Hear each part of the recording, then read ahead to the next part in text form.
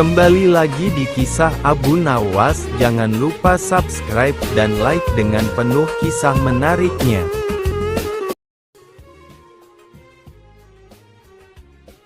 Awal peristiwa cuaca aneh di Baghdad.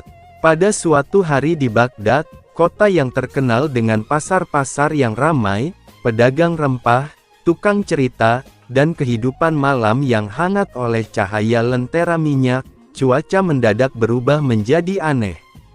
Langit yang biasanya cerah tiba-tiba diselimuti awan hitam tebal, seolah ada tirai kelabu yang menutupi seluruh kota. Tidak ada suara petir, tidak ada angin kencang, namun hujan turun perlahan, sebuah hujan yang tenang, namun anehnya tanpa henti. Awalnya, para penduduk Baghdad tidak mempermasalahkannya. Hujan adalah berkah, dan semua orang selalu bersyukur atasnya. Anak-anak masih bermain di depan rumah, pedagang masih menawarkan dagangannya di pasar, dan suara tawa masih terdengar di sepanjang jalan. Tetapi ketika hari sudah malam dan hujan masih belum berhenti, warga mulai bertanya-tanya. Ketika memasuki hari kedua, hujan belum juga mereda.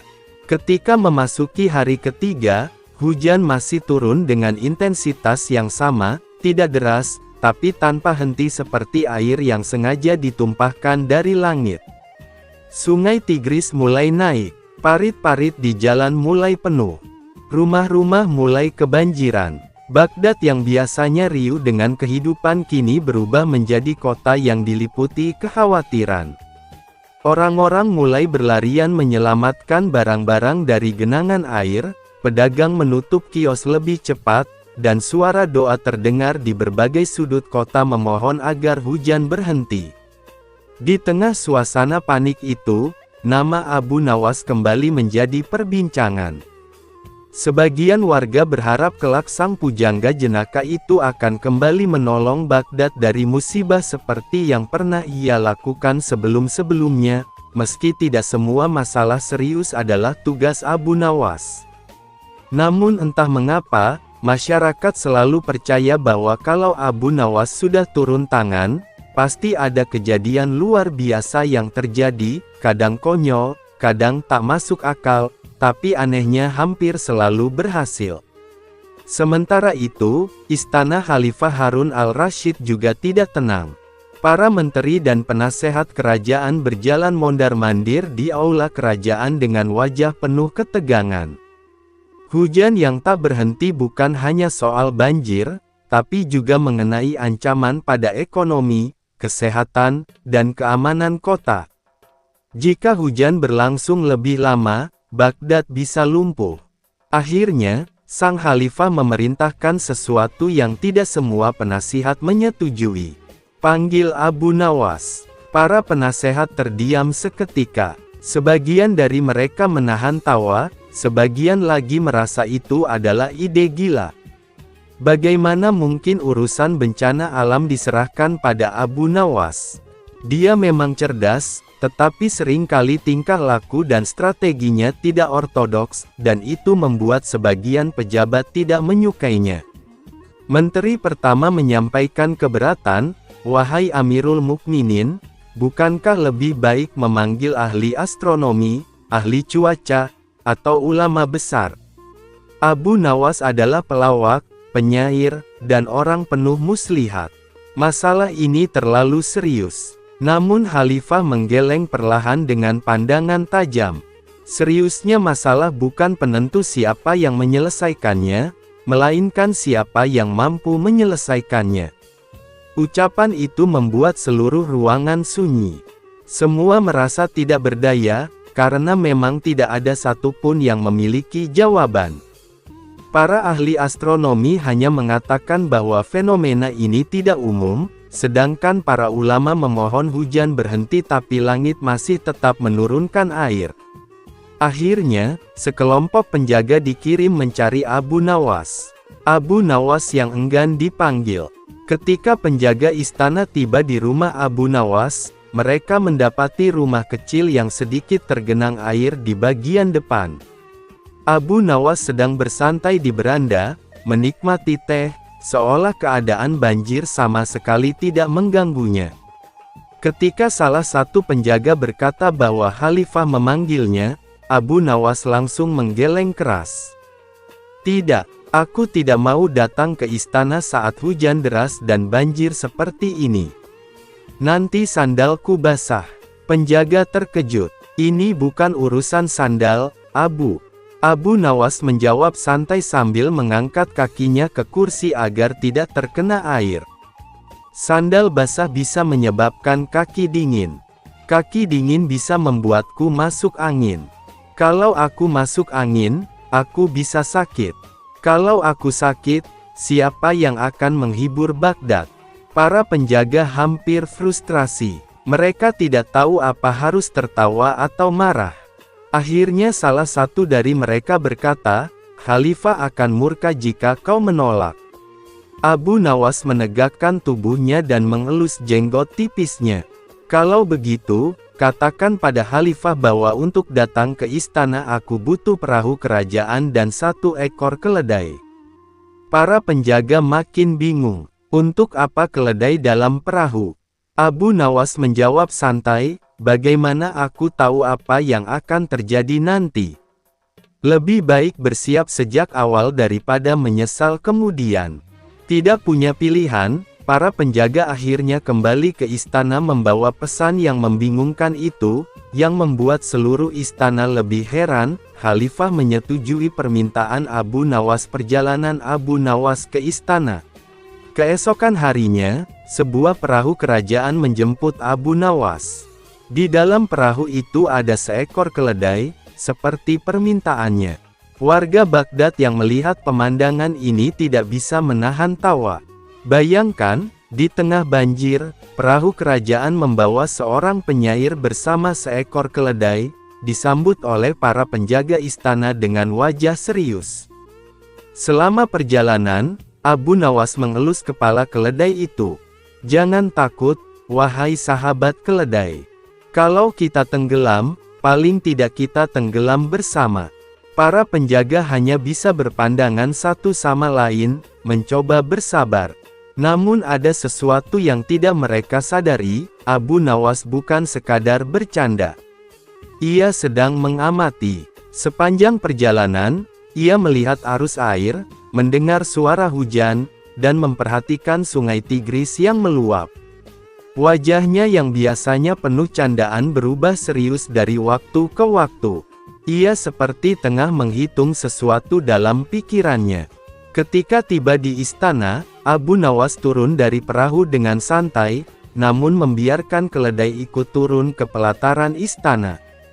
Para penjaga panik dan ingin menyingkirkan keledai itu, tetapi Abu Nawas berkata, "Siapa yang berani menyentuh keledaiku, dialah yang bertanggung jawab atas semua akibatnya nanti." Entah kenapa, ancaman itu sukses membuat semua orang takut melakukannya. Pertemuan Abu Nawas dan Khalifah. Ketika Abu Nawas masuk ke aula kerajaan, air hujan masih berjatuhan dari ujung serbannya. Khalifah Harun al-Rashid memandangnya dengan senyum samar. "Wahai Abu Nawas, masalah kota kita semakin parah. Hujan tidak berhenti, sungai meluap, rakyat panik. Apakah kau dapat menemukan jalan keluar?" Abu Nawas tidak langsung menjawab. Ia memejamkan mata sejenak, lalu berkata pelan namun jelas. "Sebelum menjawab, izinkan aku bertanya, apakah kita sedang meminta hujan berhenti karena banjir, atau kita ingin mengetahui mengapa hujan ini turun tanpa henti?" Pertanyaan itu membuat seluruh ruangan terdiam. Tidak ada yang memikirkan perbedaan antara dua hal itu. Semua hanya ingin hujan berhenti, tapi Abu Nawas menunjukkan bahwa masalah sebenarnya lebih dalam dari itu. Khalifah akhirnya berkata, "Tentu kita ingin tahu penyebabnya, agar kejadian ini tidak terulang lagi." Abu Nawas tersenyum tipis. "Kalau begitu izinkan aku bekerja dengan caraku sendiri. Dan satu syarat lagi, jangan satu pun mencoba menghalangi apa yang akan aku lakukan nanti, walaupun tampak gila." Semua penasihat kerajaan saling pandang. Mereka sudah tahu betapa berbahayanya memberi Abu Nawas kebebasan penuh. Tetapi mereka juga tahu, di antara semua orang di Baghdad, hanya Abu Nawas yang mungkin membawa keajaiban. Khalifah mengangguk, "Kau bebas melakukan apapun, selama Baghdad selamat." Abu Nawas membungkuk dengan hormat lalu berkata, "Kalau begitu, banjir akan berakhir. Tapi bersiaplah, aku akan membuat seluruh Baghdad tercengang." Mengangkat masjid. Dikisahkan, pada masa pemerintahan Raja Harun al-Rasyid, hiduplah seorang cerdik cendekia yang bernama Abu Nawas. Dia adalah orang yang sangat-sangat cerdik. Karena kecerdikannya itu, ia diangkat menjadi penasehat Raja Harun al-Rasyid. Suatu ketika Baginda Raja dan penasehatnya ini sedang duduk di teras masjid sambil berbincang-bincang mengenai rencana Baginda yang akan memperluas bangunan istana. Namun hal itu terkendala oleh letak masjid yang bakal terkena dampak perluasan istana tersebut. Kemudian Baginda Raja pun meminta saran kepada Abu Nawas sang penasehat. "Bagaimana pendapatmu tentang cara memindahkan masjid ini? Tetapi jangan sampai masjid ini rusak karena saya suka akan keindahan masjid ini," kata Baginda Raja. Mendapat pertanyaan begitu, Abu Nawas pun berpikir sejenak. "Begini Baginda, bagaimana kalau Baginda membuat sayembara? Barang siapa yang bisa memindahkan masjid ini, maka raja akan memberikan hadiah yang besar," ujar Abu Nawas. Dengan saran penasehatnya ini, Baginda Raja pun setuju. "Baiklah kalau begitu, segera umumkan kepada rakyat, barang siapa yang dapat memindahkan masjid tanpa ada kerusakan sedikit pun, maka akan kuberi unta sebanyak 50 ekor, kata Baginda Raja. Maka diumumkanlah sayembara Baginda Raja ini ke masyarakat, sehingga gemparlah rakyat atas sayembara raja tersebut. Banyak rakyat yang mendaftar dengan tim-tim yang bervariasi jumlahnya. Hingga pada hari yang telah ditentukan, maka seluruh rakyat berkumpul di depan masjid yang akan dipindahkan tersebut. "Wahai rakyatku yang kucintai, aku mengadakan sayembara ini untuk membuat istana supaya lebih megah, sehingga bangsa lain akan lebih hormat dengan negara kita. Barang siapa yang mampu memindahkan masjid ini, maka aku akan berikan kepadanya 50 ekor unta yang gemuk-gemuk," kata Baginda Raja Harun al-Rasyid. Rakyat pun menyambutnya dengan tepuk tangan. Hingga akhirnya tibalah saatnya sayembara dimulai. Namun dari para peserta yang mendaftar ini tidak ada satu pun yang sanggup memindahkannya, sehingga Baginda Raja pun menjadi bingung. Kenapa dari peserta sayembara yang jumlahnya ratusan orang tersebut tidak ada yang mampu mengerjakannya? Di tengah kegundahan Baginda Raja ini, majulah Abu Nawas ke depan Baginda dan seluruh rakyat yang berkumpul. "Baginda, izinkanlah hamba yang melaksanakan tugas ini sendirian, karena para peserta sudah tak ada yang sanggup," ujar Abu Nawas. "Sendirian?" tanya Baginda Raja penasaran. "Iya Baginda," jawab Abu Nawas meyakinkan. "Apa kamu sanggup penasehat?" tanya Baginda lagi. "Sanggup Baginda, tapi ada syaratnya," jelas Abu Nawas. "Apapun syaratnya pasti ku penuhi," kata Baginda dengan penuh semangat. "Benarkah Baginda akan memenuhi syarat saya?" tanya Abu Nawas memastikan. "Benar, coba katakan," kata Baginda. "Masjid ini akan saya pikul sendirian, asalkan ada yang mau meletakkannya di atas pundak saya," kata Abu Nawas. Raja pun berpikir bagaimana cara meletakkan sebuah masjid di atas pundak Abu Nawas. Sedangkan peserta yang ratusan orang saja tidak ada yang sanggup menggeser sedikit pun masjid ini. Kemudian Raja pun berkata kepada Abu Nawas, "Sebenarnya apa maksudmu Abu Nawas?" tanya Baginda. "Sebesar itulah beban yang ada di pundak Baginda untuk memakmurkan rakyat. Bila dibandingkan hanya memikirkan keindahan istana raja yang tidak begitu penting, maka lebih utamakan kemakmuran rakyat terlebih dahulu, kata Abu Nawas. Mendengar perkataan Abu Nawas tersebut, Baginda Raja Harun al-Rasyid pun mengerti maksudnya. Terima kasih karena engkau telah mengingatkanku untuk lebih arif dalam memimpin kerajaan ini, kata Baginda Raja kepada Abu Nawas. Kemudian atas perintah Raja, diadakanlah pesta untuk rakyat. Semua ditanggung biayanya oleh Baginda Raja. Terhindar kemarahan istri. Diam-diam ternyata Abu Nawas memiliki istri yang pencemburu. Pada saat Abu Nawas sering pulang larut malam, sang istri selalu marah-marah kepadanya. Pada suatu hari, Abu Nawas keluar rumah hingga larut malam. Hal ini membuat istrinya merasa gelisah dan emosi karena sudah berjam-jam menunggu di rumah. Dia pun tidak bisa tidur gara-gara Abu Nawas belum pulang. Bahkan sang istri telah menyiapkan suatu rencana untuk memarahi Abu Nawas ketika dia pulang nanti. Waktu pun sudah beranjak larut malam, di luar begitu gelap, tetapi Abu Nawas belum juga kembali pulang. Tiba-tiba saja dalam kondisi seperti itu, terdengar suara orang yang hendak masuk dari jendela rumah yang terbuat dari kayu.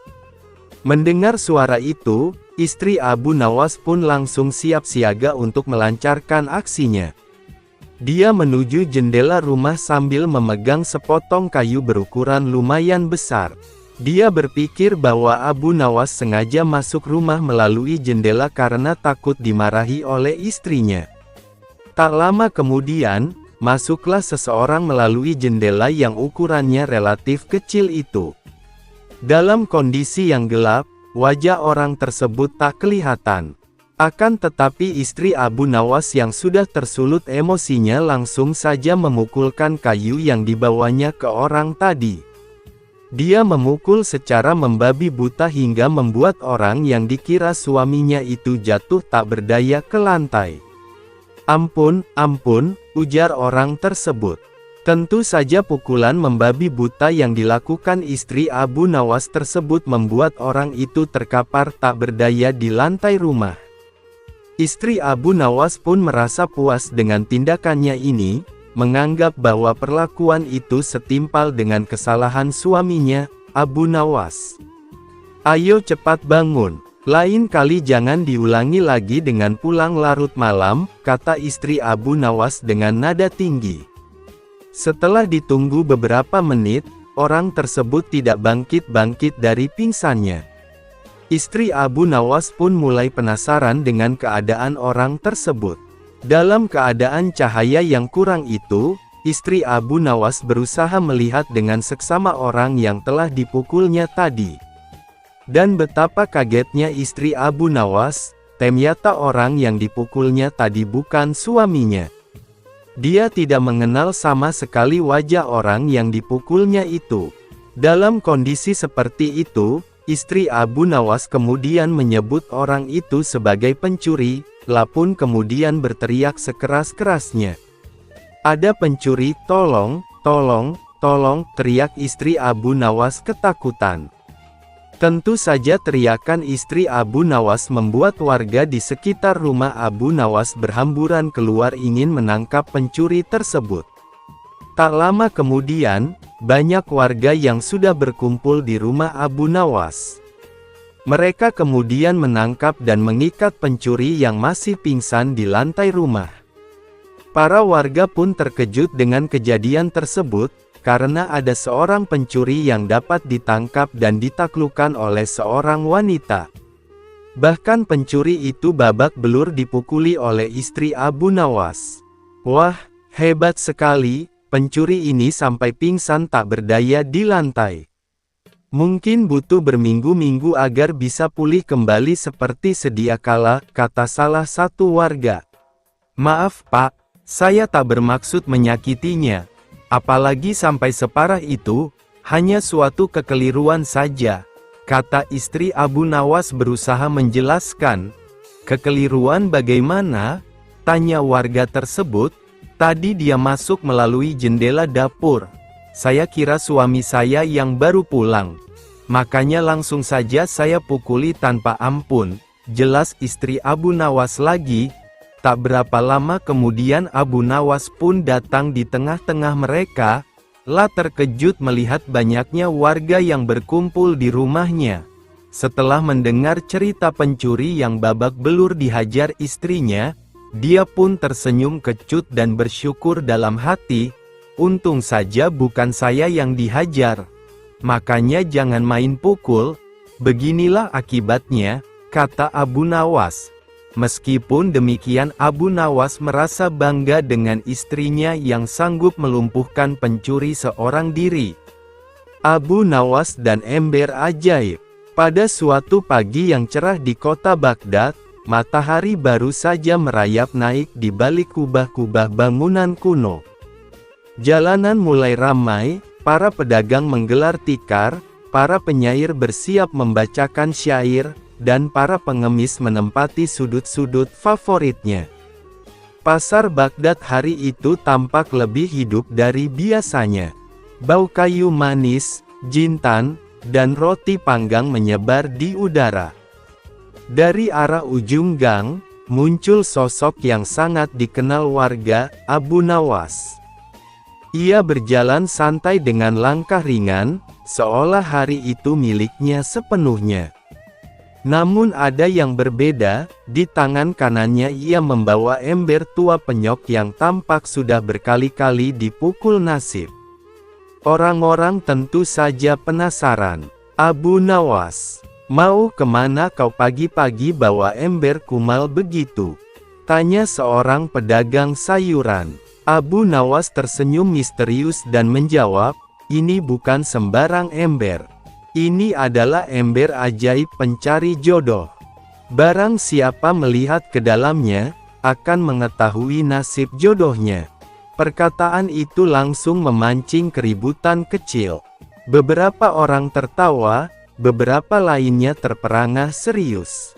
Nama Abu Nawas memang dikenal, terkadang ia membawa kebijaksanaan, terkadang ia membawa kekacauan, terkadang keduanya sekaligus.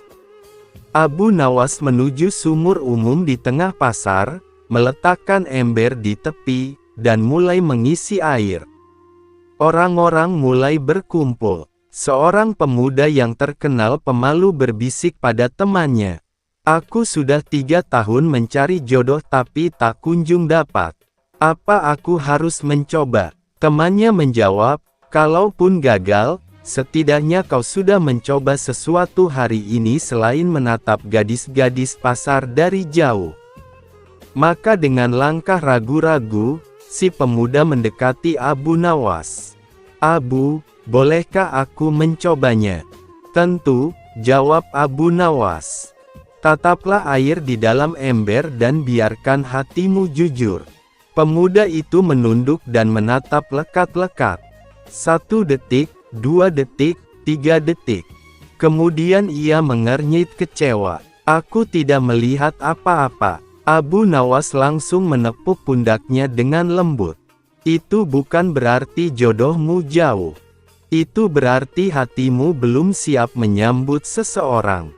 Kau terlalu sibuk berharap dicintai, sampai lupa belajar mencintai. Mulailah memperbaiki diri, dan kau akan menemukan seseorang yang sejalan. Pemuda itu terdiam lama, tidak marah, tidak sedih. Ia tersenyum, seolah baru memahami sesuatu. Terima kasih Abu, katanya sebelum pergi. Warga mulai terkesan. 1 demi 1 orang mencoba. Giliran seorang ibu pedagang rempah. Ibu itu terkenal cerewet dan protektif, apalagi soal putrinya yang sudah cukup umur untuk menikah namun belum menemukan calon. Aku ingin tahu apakah jodoh putriku sudah dekat, katanya sambil menatap ember. 10 detik berlalu, lalu ia menghela napas. Aku tak melihat apa-apa juga. Abu Nawas mengangguk dan berkata, putrimu sudah siap menikah. Tapi engkau, wahai ibu, masih takut melepaskannya. Kau terlalu khawatir ia gagal, terluka, atau tak bahagia. Itu justru menghalangi kebahagiaannya. Ketika kau percaya ia mampu berdiri sendiri, jodohnya akan datang dengan sendirinya. Ibu itu berlinang air mata dan memeluk Abu Nawas. Terima kasih. Aku akan belajar percaya pada anakku. Lalu datang sekelompok remaja. Mereka datang bukan karena serius mencari jodoh, tapi ingin mengejek. Ayo Abu, kami ingin melihat calon istri kami. Hahaha. Abu Nawas tidak tersinggung. Ia malah mempersilakan. Satu persatu mereka menatap ember dan hasilnya sama, tidak terlihat apa-apa. Dengan suara berat Abu Nawas menyampaikan, "Kalian tidak melihat apa-apa karena kalian belum tahu apa itu cinta. Kalian menganggap hubungan hanya permainan. Kalau cinta belum kalian hormati, jangan harap ia mendekat." Remaja-remaja itu terdiam, pipi mereka memerah, lalu mereka pergi sambil malu-malu. Orang-orang semakin yakin, ember itu punya daya luar biasa. Mereka menyebutnya ember ajaib, tapi diam-diam mereka sadar, yang membuatnya ajaib adalah ucapan Abu Nawas yang seolah mampu membaca hati manusia. Lalu datang momen yang ditunggu-tunggu. Tiba-tiba kerumunan terbelah. Orang-orang membuka jalan. Semua bergumam pelan. Yang datang adalah Tuan Faruk, saudagar kaya yang terkenal kikir, sombong, dan keras kepala. Semua orang tahu ia gagal mendapatkan istri meskipun sangat kaya. Mas kawinnya besar, rumahnya megah, tapi sifatnya buruk. Ia berdiri menatap Abu Nawas dengan tatapan menghina. "Jadi kau menipu orang-orang dengan ember tua ini?" katanya keras. "Kalau ember ini memang ajaib, biarkan aku melihat siapa calon istriku." Kerumunan langsung senyap. Abu Nawas tidak gentar. "Tentu, Tuan Faruk. Silakan duduk dan lihatlah ke dalam ember." Faruk menatap ember. Ia menunggu, dan tiba-tiba wajahnya berubah menjadi merah, seakan menahan amarah. "Aku hanya melihat diriku sendiri," teriaknya. Abu Nawas menghela napas panjang, kemudian menjawab lantang agar semua mendengar. "Itu karena tidak ada satupun wanita yang ingin menikah denganmu sebelum kau berhenti mencintai dirimu sendiri melebihi semua orang. Kau sombong, kau pelit, kau merasa dirimu paling penting. Cinta tidak mungkin tumbuh pada hati yang penuh kesombongan." Semua orang terdiam. Tidak ada yang berani tertawa, terlalu menegangkan. Sampai akhirnya Faruk menurunkan tatapannya. Untuk pertama kalinya dalam hidupnya, ia tidak melawan. Ia berbalik dan berjalan pergi tanpa berkata apa-apa. Beberapa minggu berlalu, tidak ada kabar tentang Faruk. Namun perlahan, penduduk kota mulai menyadari perubahan besar. Faruk mulai menggratiskan roti kepada anak-anak miskin, membantu tetangga tanpa meminta imbalan, berbicara sopan pada pelayan, menggunakan hartanya untuk membantu pembangunan masjid. Orang-orang heran, apa yang membuatnya berubah begitu drastis. Suatu malam, Abu Nawas duduk di depan rumahnya menatap langit bintang. Faruk datang tanpa pengawal, tanpa pakaian mewah. Ia duduk di samping Abu Nawas. "Aku ingin berterima kasih," katanya dengan suara pelan. "Selama ini aku merasa tidak pernah kurang apapun, padahal aku miskin dalam kasih sayang. Setelah aku mengubah diriku, banyak orang mulai menyayangiku, bukan karena hartaku, tapi karena perhatian yang kuberikan." Abu Nawas tersenyum hangat. Manusia tidak dihormati karena kemewahannya. Ia dihormati karena apa yang ia lakukan untuk orang lain. Faruk mengangguk. Ia menepuk bahu Abu Nawas lalu pulang dengan perasaan baru, perasaan menjadi manusia sesungguhnya. Esok harinya di pasar, sekelompok anak kecil berkumpul di dekat Abu Nawas. Salah satu anak bertanya polos, "Abu, apakah ember itu benar-benar ajaib?" Abu Nawas tertawa dan berkata sambil mengelus kepala mereka, "Tidak, nak, ember itu biasa saja. Yang ajaib bukan embernya, yang ajaib adalah hati manusia. Saat hati mau berubah, nasib pun ikut berubah." Anak-anak tersenyum, orang-orang dewasa tersenyum, bahkan pasar yang ramai pun terasa hangat. Dan sejak hari itu, tidak ada yang menyebut ember itu sebagai ember ajaib. Mereka menyebutnya ember yang mengajarkan manusia melihat dirinya sendiri. Pesan moral: kita sering mencari perubahan di luar diri, menyalahkan keadaan, menuntut orang lain, menunggu keajaiban. Padahal perubahan sejati dimulai ketika kita belajar bercermin, memperbaiki diri, dan membuka hati.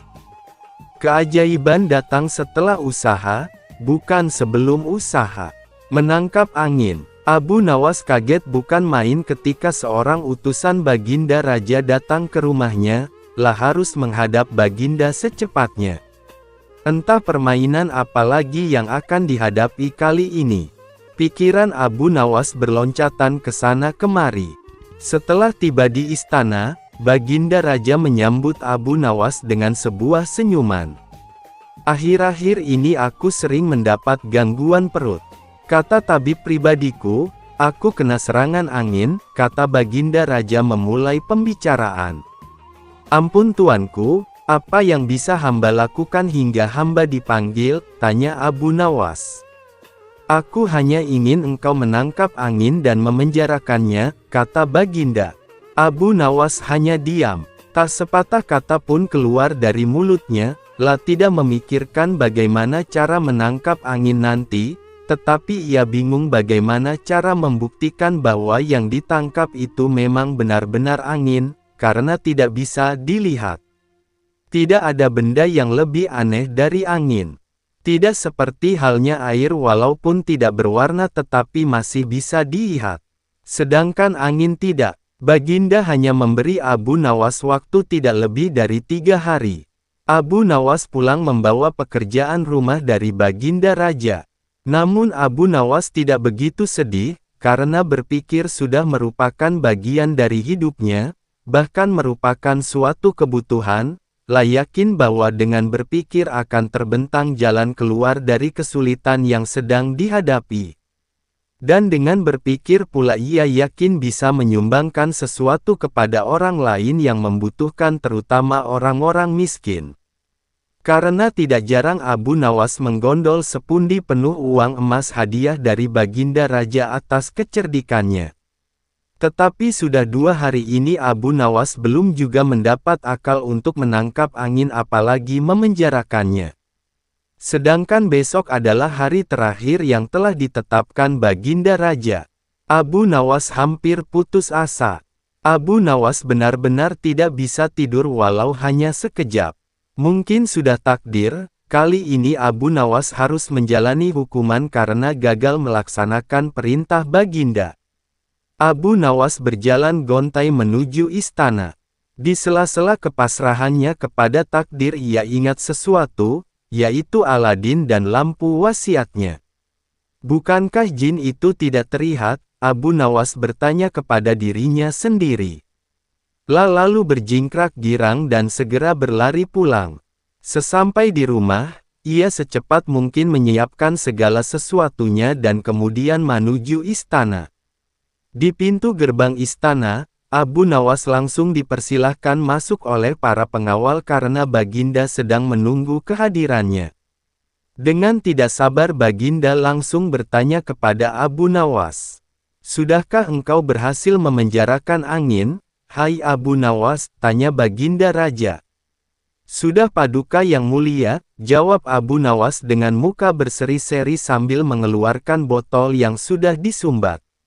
Kemudian Abu Nawas menyerahkan botol itu. Baginda lalu menimbang-nimang botol itu. Mana angin itu hai Abu Nawas, tanya Baginda.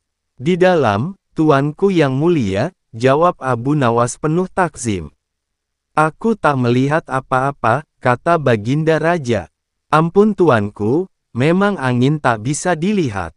Tetapi bila Paduka ingin tahu angin, tutup botol itu harus dibuka terlebih dahulu, kata Abu Nawas menjelaskan. Setelah tutup botol dibuka, Baginda mencium bau busuk. Bau kentut yang begitu menyengat hidung. Bau apa ini, hai Abu Nawas, tanya Baginda marah. Ampun tuanku yang mulia, tadi hamba buang angin dan hamba masukkan ke dalam botol. Karena hamba takut angin yang hamba buang itu keluar, maka hamba memenjarakannya dengan cara menyumbat mulut botol, kata Abu Nawas ketakutan. Tetapi Baginda tidak jadi marah karena penjelasan Abu Nawas memang masuk akal. Huahahaha, kau memang pintar Abu Nawas, puji Baginda Raja. Tapi jangan keburu tertawa dulu, dengar dulu apa kata hamba, wahai Baginda, kata Abu Nawas selanjutnya. Ya Abu Nawas, sahut Baginda. Hamba sebenarnya cukup pusing memikirkan cara melaksanakan tugas memenjarakan angin ini, kata Abu Nawas mulai melancarkan aksinya. Lalu apa maksudmu, Abu Nawas, tanya Baginda Raja. Hamba minta ganti rugi, kata Abu Nawas lagi. Kau hendak memeras seorang raja? Hardik Baginda Raja. Oh bukan begitu Baginda, kata Abu Nawas mulai cemas. Lalu apa maumu? Tanya Baginda. Baginda harus memberi saya hadiah berupa uang sekedar untuk bisa belanja dalam 1 bulan, pinta Abu Nawas memelas. Kalau tidak, tantang Baginda. Kalau tidak hamba akan menceritakan kepada khalayak ramai bahwa Baginda telah dengan sengaja mencium kentut hamba, kata Abu Nawas. Baginda kaget dan jengkel tapi kemudian tertawa terbahak-bahak. Baik permintaanmu kukabulkan, kata Baginda Raja. Abu Nawas pun tersenyum lega sambil membawa sekantung uang di tangannya dan pulang ke rumah.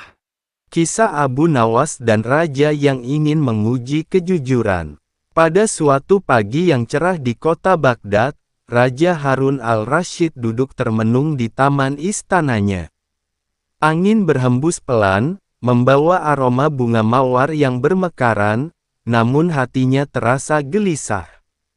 Ia baru saja mendengar laporan dari wazirnya bahwa di pasar, banyak pedagang yang menipu pembeli dengan timbangan palsu, barang tiruan, bahkan kata-kata manis yang menyesatkan.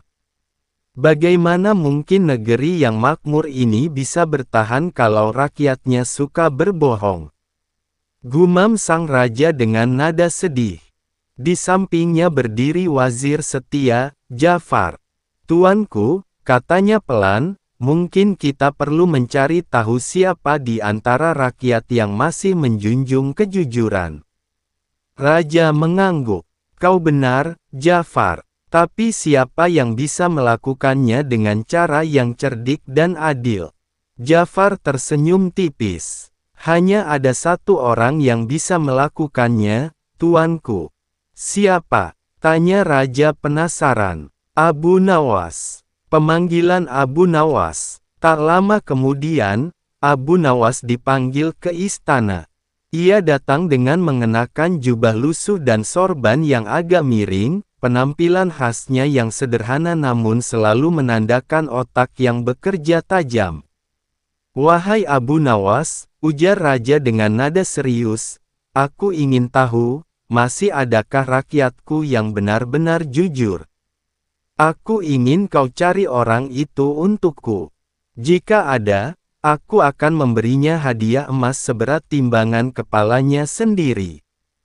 Abu Nawas tersenyum. Baik, tuanku, tapi izinkan hamba yang menentukan cara untuk mengujinya. Raja menatap tajam. Baik, tapi ingat, aku tidak ingin permainan. Aku ingin kebenaran. Jangan khawatir, tuanku, kata Abu Nawas sambil menunduk. Kebenaran akan datang, meski sering terlambat dan berpakaian seperti lelucon.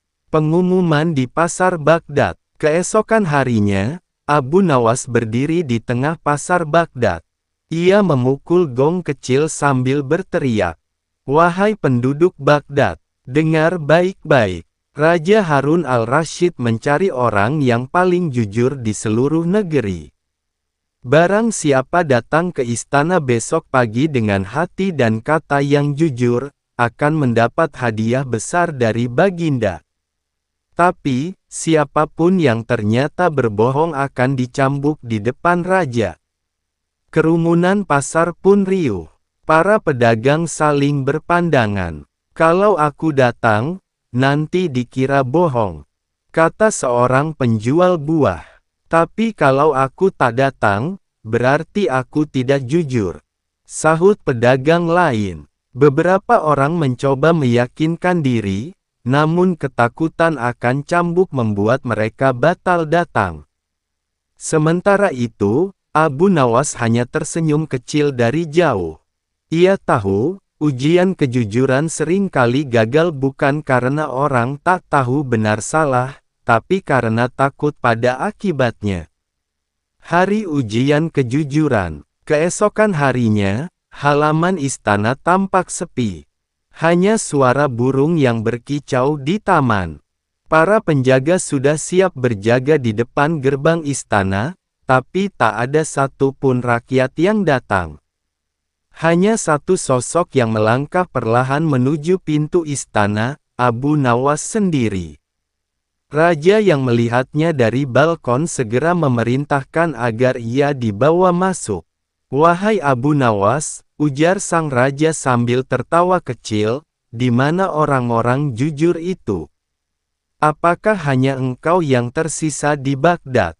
Abu Nawas menunduk hormat, lalu berkata dengan tenang, "Tuanku, mereka semua takut. Mereka khawatir jika mereka datang, mereka justru akan dianggap berbohong dan dihukum. Maka mereka memilih diam. Tapi hamba datang karena ingin tahu, apakah tuanku benar-benar akan memberi hadiah seperti yang dijanjikan, ataukah hanya ingin mencari kambing hitam untuk dicambuk?" Raja terkejut, lalu tertawa keras. "Jadi, kau malah balik mengujiku, Abu Nawas?" Abu Nawas tersenyum cerdas. "Benar, tuanku. Karena kejujuran tidak hanya diuji oleh rakyat terhadap raja, tapi juga oleh raja terhadap janjinya." Suasana istana menjadi hening. Wazir Jafar menatap Abu Nawas kagum, sementara para pengawal berbisik-bisik memuji keberaniannya. "Sekarang, tengah malam begini, apa Baginda tidak bisa tidur kalau tidak memandang wajahku?" Abu gerutu dalam hati. Tapi utusan itu tampak serius, dan masih setengah bingung, Abu pun berangkat.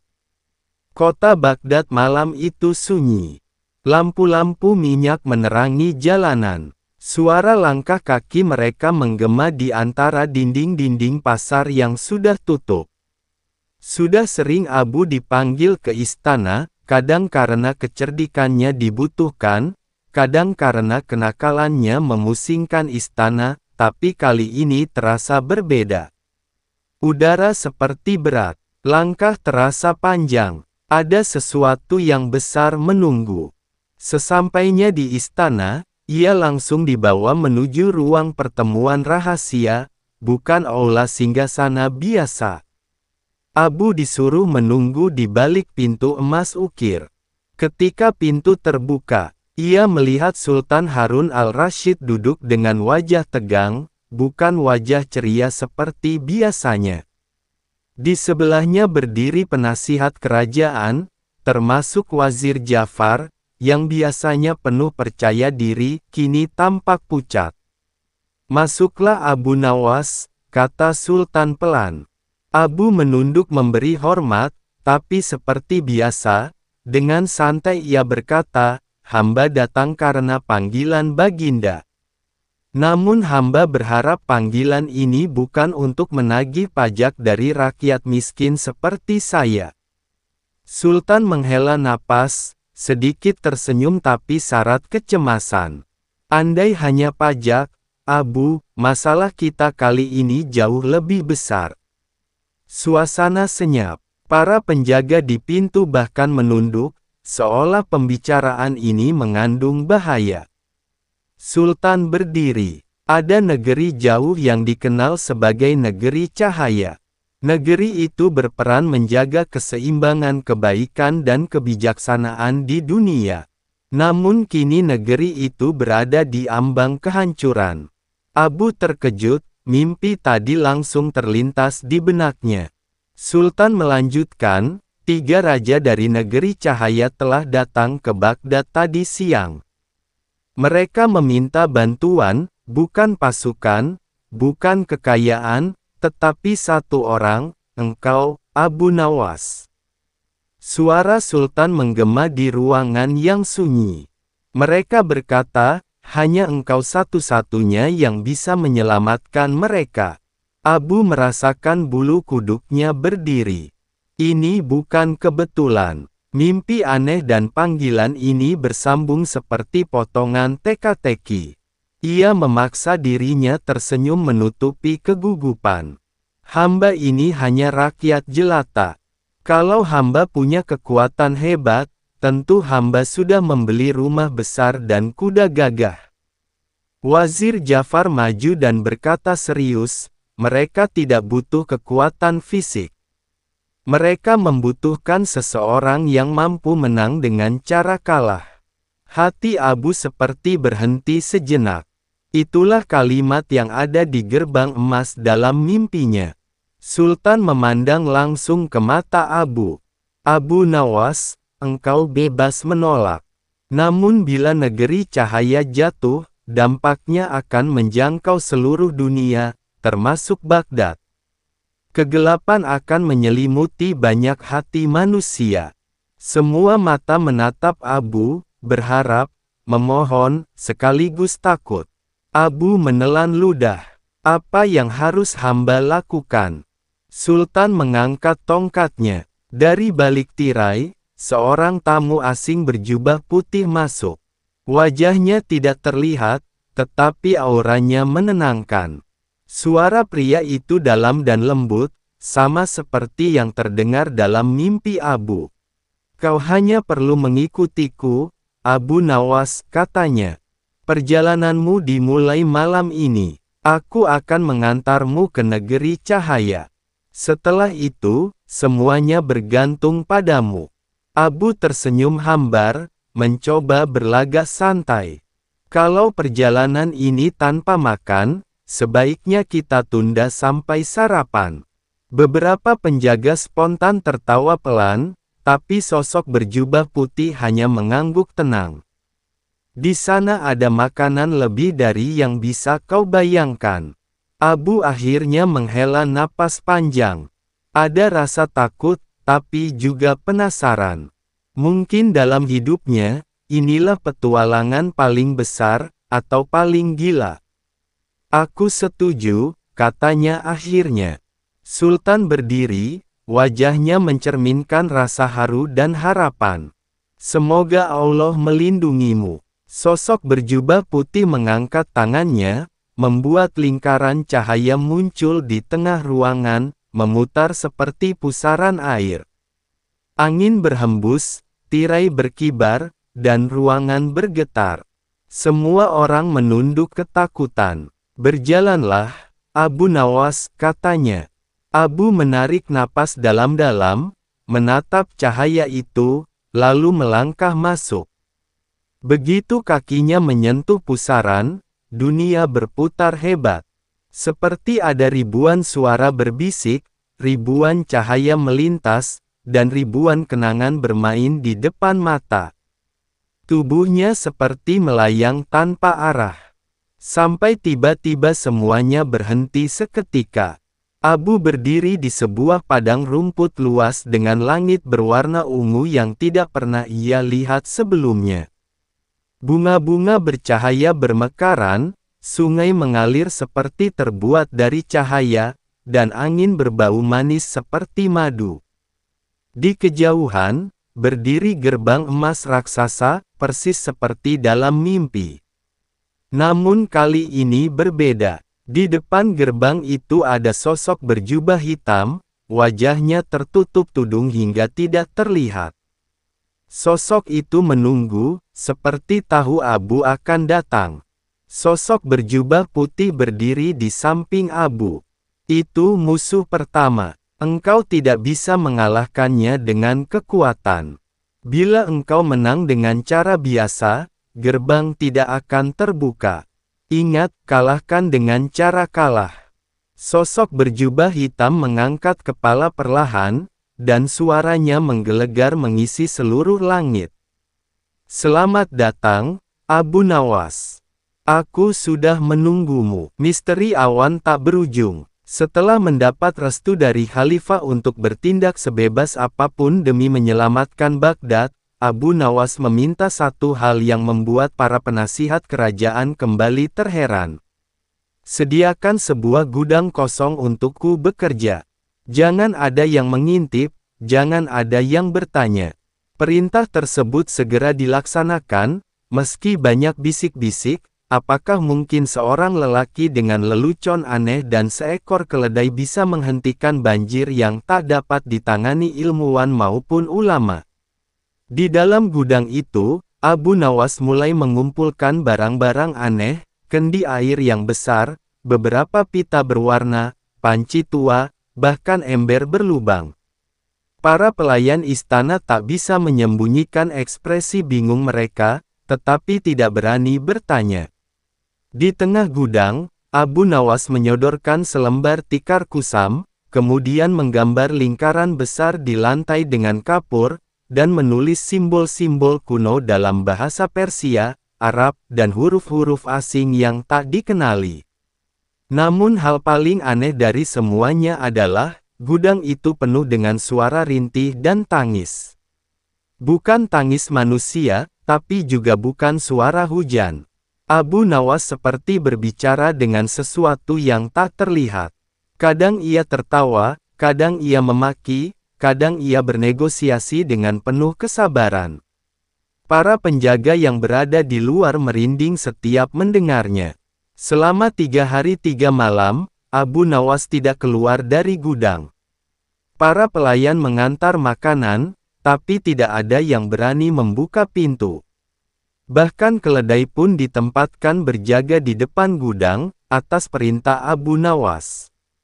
Dan yang lebih aneh lagi, hujan semakin deras. Pada malam ketiga, air mulai memasuki jalan menuju istana. Para petugas istana panik, rakyat pun semakin ketakutan. Sementara mereka kelabakan menahan air, gedung tempat Abu Nawas bekerja tetap menjadi misteri rapat. Sampai akhirnya, pada malam keempat ketika pasukan istana nyaris putus asa, pintu gudang terbuka, Abu Nawas keluar dengan kebenaran. Abu Nawas keluar dengan wajah lelah, sorban setengah terlepas dari kepalanya, dan pakaiannya basah seperti baru saja bangkit dari sungai. Namun ekspresinya serius. Setelah lama berdiam diri, ia menghadap Khalifah. Wahai Amirul Mukminin, sekarang aku mengerti semuanya. Khalifah menatapnya penuh harapan. Katakan, dengan suara berat, Abu Nawas menjelaskan. Hujan ini bukan hujan biasa. Ada yang sengaja menahan awan di atas Baghdad. Angin tidak bertiup, awan tidak berpindah. Sumbernya bukan di bumi, dan bukan pula di langit sepenuhnya. Semua orang terdiam. Para ilmuwan kerajaan terperanjat, mereka sendiri menemukan kejanggalan itu namun tidak tahu apa penyebabnya. Khalifah bertanya, siapa yang melakukan ini? Jin, penyihir, musuh kerajaan. Abu Nawas menggeleng pelan. Bukan, ini bukan gangguan untuk merusak Baghdad. Ini karena, awan tersinggung. Semua langsung terperangah. Awan tersinggung. Bagaimana mungkin? Awan bukan makhluk hidup. Protes salah satu penasihat. Abu Nawas menjawab dengan tenang. Awan adalah hamba Allah seperti kita. Ada malaikat yang menjaga hujan, ada makhluk yang mengawal angin. Ketika manusia sombong, rezeki tertahan. Ketika awan tersinggung, hujan berubah. Khalifah mendekat dan bertanya pelan, jika awan tersinggung, apa penyebabnya? Abu Nawas menarik napas panjang lalu berkata, karena beberapa orang menuduh hujan sebagai pembawa bencana. Ada yang memaki hujan, menuduhnya merusak panen, merusak rumah, merusak usaha. Kata-kata itu sampai kepada penjaga awan, hingga mereka marah dan menurunkan hujan tanpa henti. Khalifah memetar, kalau begitu, apa yang harus kita lakukan? Abu Nawas menjawab, Baghdad harus meminta maaf. Dan bukan hanya manusia, Baghdad butuh hujan, bukan banjir. Kita harus mengembalikan hubungan baik dengan hujan. Para penasihat kerajaan tampak ingin berteriak marah. Mereka berpikir semua ini hanyalah permainan kata dan khayalan. Tetapi mereka tidak bisa menyangkal, tidak ada yang bisa menjelaskan kejadian ini sebaik Abu Nawas. Khalifah akhirnya berkata, katakan apa yang harus dilakukan. Abu Nawas menjawab, aku membutuhkan seluruh penduduk Baghdad berkumpul di lapangan kota besok pagi, termasuk para pejabat, pedagang, pemimpin agama, sampai rakyat kecil. Dan aku yang akan memimpin doa, bukan ulama. Para ulama tentu terkejut. Namun Khalifah mengangkat tangannya memberi tanda jelas. Tidak ada yang boleh membantah. Baghdad terlalu dekat dengan kehancuran untuk menyombongkan diri. Semua tunduk. Abu Nawas diberikan wewenang penuh, hari permintaan maaf kepada hujan. Pagi harinya, meski cuaca basah dan banjir makin parah, seluruh penduduk Baghdad berkumpul di lapangan pusat kota. Mereka berdiri dalam air setinggi mata kaki sampai lutut. Anak-anak digendong agar tidak tenggelam. Wajah semua orang letih, tetapi penuh harapan. Di atas panggung darurat berbentuk rakit besar, Abu Nawas berdiri bersama keledainya. Seorang ulama besar bertanya ragu, wahai Abu Nawas, apakah ini bukan penghinaan terhadap agama? Apakah kau ingin dianggap menyembah hujan?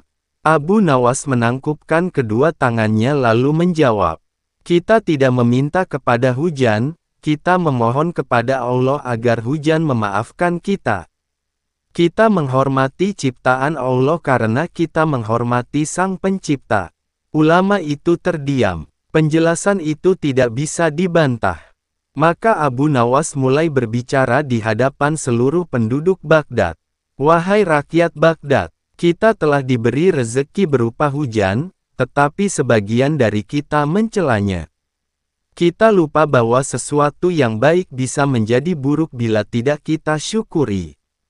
Banjir bukan karena hujan, banjir karena manusia lupa bersyukur.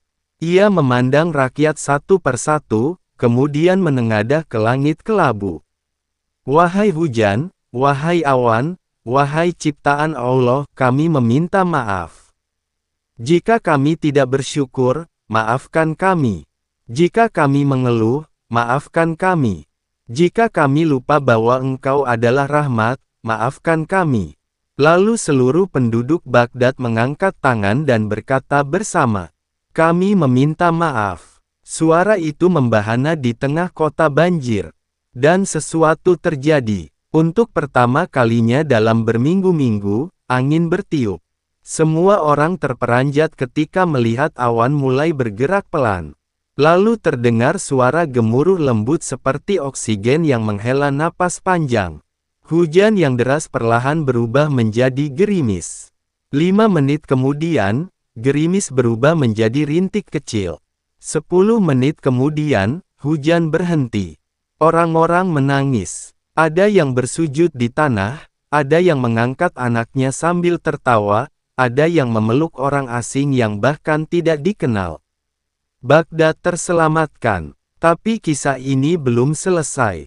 Kecurigaan para pejabat. Ketika rakyat Baghdad merayakan keajaiban itu, ada beberapa orang dari kalangan istana yang tidak senang. Mereka merasa dipermalukan, karena Abu Nawas menyelesaikan sesuatu yang bahkan mereka tidak bisa lakukan. Di sebuah ruangan rahasia, 3 penasihat kerajaan berkumpul. Salah satu berbisik dengan keras. Tidak mungkin semua ini hanya karena kata-kata. Abu Nawas pasti punya muslihat. Dia pasti bersekongkol dengan penyihir untuk menciptakan hujan dan membuat kita tertipu. Yang lain menimpali. Khalifah semakin mempercayainya. Bila dibiarkan, ia akan lebih berpengaruh dari kita semua. Dan yang ketiga, dengan wajah licik, berkata, kalau begitu, kita harus membuktikan bahwa Abu Nawas bukan penyelamat. Kita harus membuat hujan kembali, dan menyalahkannya. Mereka saling bertukar pandang, dan senyum jahat muncul di wajah mereka. Sedikit pun mereka tidak tahu bahwa dari sudut ruangan yang gelap, seekor keledai sedang mendengarkan dengan serius. Keledai itu milik Abu Nawas. Dan seperti biasa, bila keledai Abu Nawas sudah ikut bermain, maka akan ada kejadian besar berikutnya. Abu Nawas dan pejabat yang ingkar janji. Pada suatu hari di negeri Baghdad yang makmur dan penuh warna, kabar besar berhembus di antara rakyat kecil bahwa seorang pejabat kerajaan yang terkenal dengan lidah manisnya telah berjanji akan membuka lowongan pekerjaan besar-besaran untuk warga miskin. Janji itu seperti cahaya harapan di tengah kehidupan rakyat yang mulai sulit karena musim kemarau panjang membuat hasil panen menurun, dagangan sepi, dan banyak kepala keluarga tak punya pekerjaan tetap.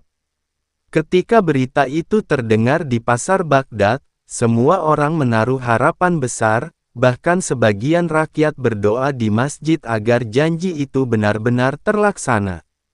Di antara kerumunan orang yang mendengar kabar itu berdirilah Abu Nawas, yang terkenal dengan kecerdikan dan kelucuannya, tersenyum sambil mengelus janggutnya yang tipis seraya bergumam, kalau pejabat berjanji, aku harus siap-siap tertawa atau bersedih, sebab kadang janji mereka lebih cepat hilang dari embun pagi yang tersapu matahari.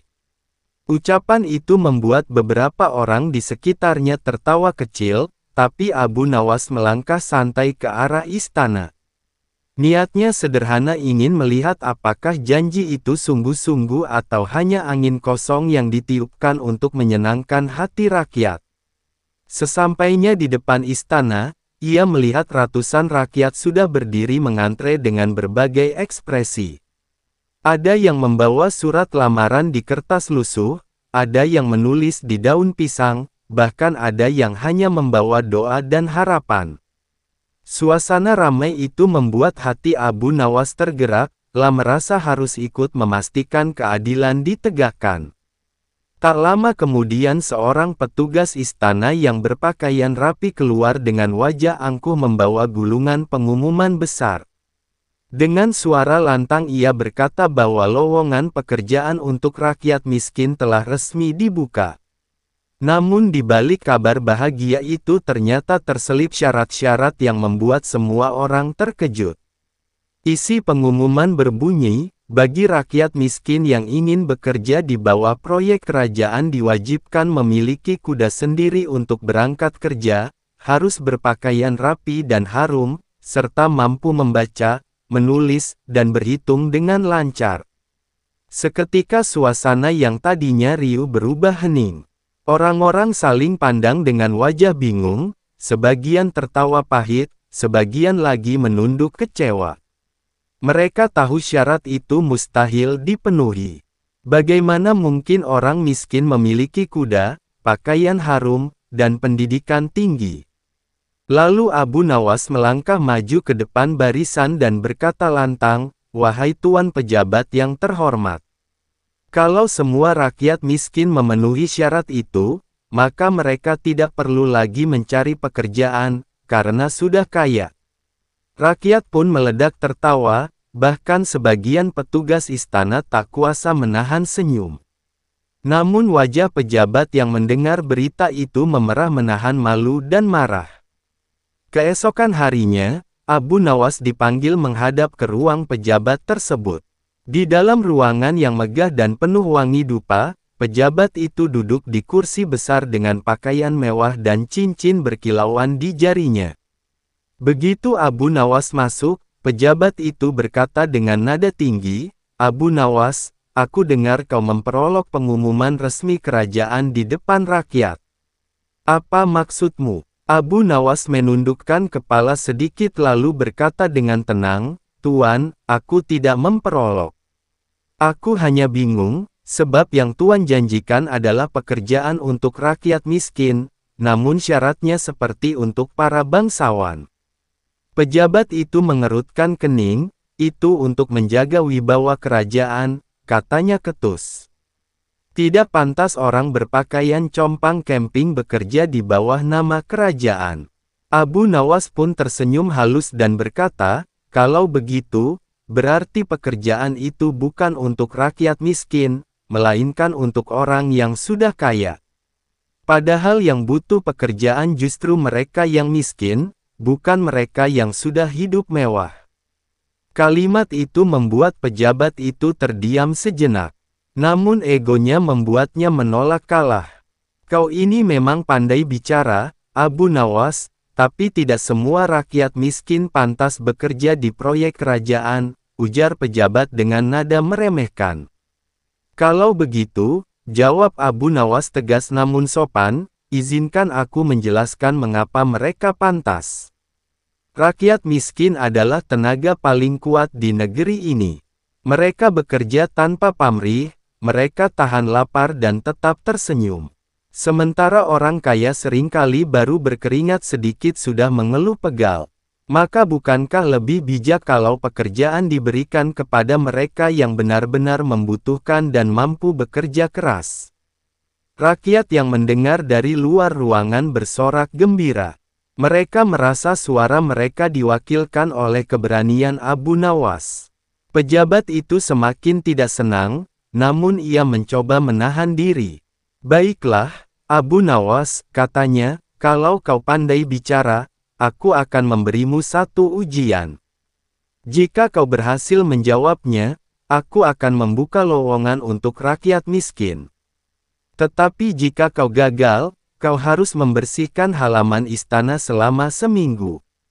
Abu Nawas tersenyum tenang dan berkata, "Baik, Tuan. Tapi kalau saya menang, Tuan harus menepati janji dan meminta maaf kepada rakyat di depan umum." Pejabat itu mengangguk setuju lalu berkata, "Baik, pertanyaannya sederhana. Jika kau memiliki satu perahu dan di dalamnya ada 5 orang, seorang pejabat, seorang miskin, seorang pedagang, seorang raja, dan seekor kucing, tapi perahu itu hanya dapat menampung 4 orang agar tidak tenggelam, siapa yang harus turun dari perahu?" Abu Nawas tersenyum penuh arti lalu berkata, "Tentu yang harus turun adalah pejabat itu sendiri." Pejabat itu langsung berteriak, "Apa? Mengapa harus aku?" Abu Nawas menjawab santai, "Karena pejabat biasanya hanya pandai berjanji dan tidak membantu mendayung perahu. Mereka membuat perahu berat dengan kata-katanya, bukan dengan tindakannya." Rakyat yang mendengar di luar istana kembali tertawa terbahak-bahak, sementara wajah pejabat memerah seperti cabai matang menahan malu, lah berusaha mencari alasan untuk membalik keadaan. "Baiklah, kali ini kau menang dengan lidahmu yang tajam, tapi aku punya pertanyaan kedua. Kau bilang rakyat miskin berhak mendapatkan pekerjaan. Tapi bagaimana jika semua rakyat miskin datang melamar sekaligus? Siapa yang harus dipilih?" Abu Nawas berpikir sejenak lalu menjawab dengan bijak, "Pilihlah mereka yang paling rajin, paling jujur, dan paling sabar. Bukan yang paling harum pakaiannya atau paling indah penampilannya. Sebab keharuman sejati tidak datang dari minyak wangi, tapi dari keringat kejujuran." Kata-kata itu menusuk hati pejabat yang mendengarnya. Dalam hati kecilnya ia tahu Abu Nawas benar, namun gengsi membuatnya diam 1000 bahasa. Hari itu berlalu, dan tak lama kemudian rakyat Baghdad dikejutkan dengan pengumuman baru. Kali ini syaratnya berbeda. Petugas istana membaca pengumuman dengan suara lantang, diumumkan. Lowongan kerja untuk rakyat miskin dibuka kembali. Tidak perlu kuda, tidak perlu pakaian mahal, asal mau bekerja keras dan jujur. Rakyat pun bersorak gembira. Mereka berbondong-bondong datang membawa harapan baru. Berkat kecerdikan dan keberanian Abu Nawas, keadilan mulai terasa kembali. Beberapa hari kemudian pejabat itu diam-diam memanggil Abu Nawas ke kediamannya pada malam hari, lalu menatap Abu Nawas dengan pandangan heran dan berkata lirih, "Wahai Abu Nawas, jujurlah padaku, apa yang membuatmu berani melawan pejabat di depan rakyat?" Abu Nawas menjawab lembut, "Tuan, karena jika rakyat diam, maka ketidakadilan akan terus tumbuh. Jika kebenaran disembunyikan, maka kezaliman akan menjadi biasa. Aku tidak melawan Tuan, aku hanya membela apa yang seharusnya Tuan jaga, yaitu janji kepada rakyat." Pejabat itu terdiam lama, matanya menunduk. Dalam hatinya ia sadar bahwa selama ini ia sibuk menjaga kehormatan diri tapi lupa menjaga kepercayaan rakyat. Akhirnya ia berkata pelan, "Abu Nawas, aku berterima kasih. Kata-katamu telah membuka mataku. Mulai hari ini aku akan menepati janjiku." Mendengar itu, Abu Nawas tersenyum sambil berkata, "Janji yang ditepati bukan hanya menenangkan rakyat, tapi juga menyelamatkan nama baik Tuan sendiri." Beberapa minggu kemudian proyek kerajaan benar-benar berjalan. Rakyat miskin bekerja dengan semangat dan gembira. Mereka merasa dihargai dan diberi kesempatan untuk memperbaiki hidup. Sedangkan pejabat itu perlahan berubah menjadi sosok yang lebih rendah hati. Setiap kali ia melihat Abu Nawas lewat di pasar, ia tersenyum malu tapi tulus. Abu Nawas hanya membalas dengan salam dan canda ringan, "Tuan, jangan lupa kalau janji adalah utang, dan utang harus dibayar," katanya sambil tertawa. Hari-hari di Baghdad pun kembali ramai dan penuh kehidupan. Kisah keberanian Abu Nawas pun menyebar ke seluruh negeri. Banyak orang bercerita tentang bagaimana satu lidah bisa mengubah kebijakan kerajaan dan betapa satu kebenaran bisa mengalahkan kesombongan. Suatu hari, seorang pemuda datang kepada Abu Nawas dan bertanya, "Wahai guru yang bijak, apa rahasia Tuan sehingga selalu bisa menundukkan orang besar dengan kata-kata kecil?" Abu Nawas menjawab sambil tersenyum, "Karena aku tidak berbicara untuk diriku sendiri. Aku berbicara untuk mereka yang tak didengar. Kejujuran, meski sederhana, lebih kuat dari 1000 tipu daya." Pemuda itu menunduk kagum, lalu ia berkata, "Tuan, semoga Allah membalas kebaikanmu." Abu Nawas hanya menjawab, "Balasan terbaik adalah ketika keadilan tegak. Itu sudah cukup bagiku." Demikianlah kisah tentang Abu Nawas dan pejabat yang berdebat soal lowongan pekerjaan. Kisah yang bukan sekadar tawa, tapi juga pelajaran tentang makna tanggung jawab dan kejujuran.